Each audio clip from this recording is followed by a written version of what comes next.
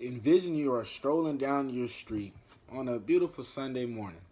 As you're walking down your sidewalk, you look to the right and you see a red Corvette speeding down the street at 100 miles per hour. You manage to catch a glimpse of the person driving the car, and to your surprise, it's your 14-year-old cousin. It is said that the main source of passes in the U.S. happens to be fender benders.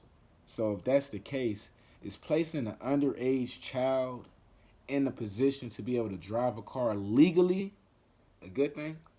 Good evening, class. My name is Christopher Smith. I am a junior, majoring in mass communications, and today I'm going to inform you of why the law of making a 14-year-old legal to drive should not be passed. Let's start off with the death rates of today with car accidents.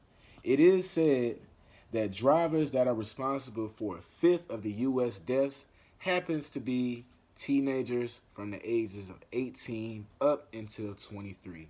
If that is the case, do we really feel like putting a younger child in a position to be able to drive would be a better thing? Honestly, it should not be. Because if an 18-year-old through a 23-year-olds are constantly crashing based off of whatever is going on, how do we feel like a person that is younger than that can be able to change that trajectory? If anything, it would be raising that trajectory.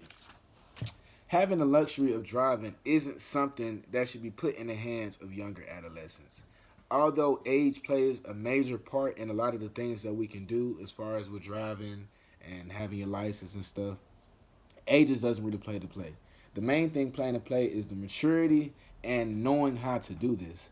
Now, the fact that you are 14 years old, a 14-year-old is still transitioning into high school. They're not working, so it's not an excuse of saying, "Oh, I need to be going to work." It's literally, what are you doing driving?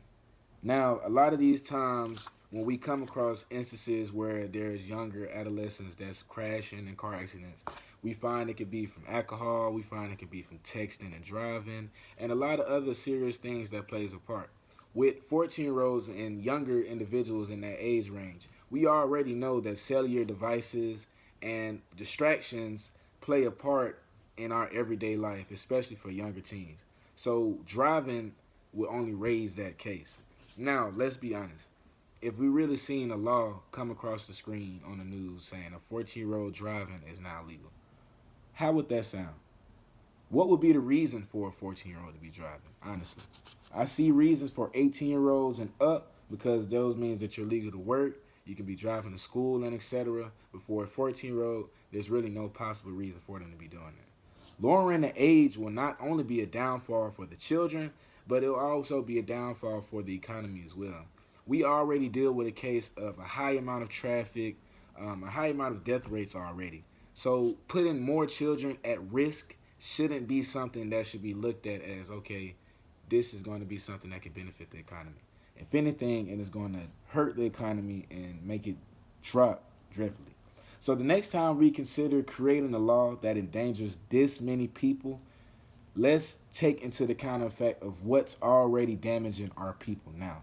So with that being said, my name is Christopher Smith, and I just explained to you all why the law of making a 14-year-old legal to drive should not be passed.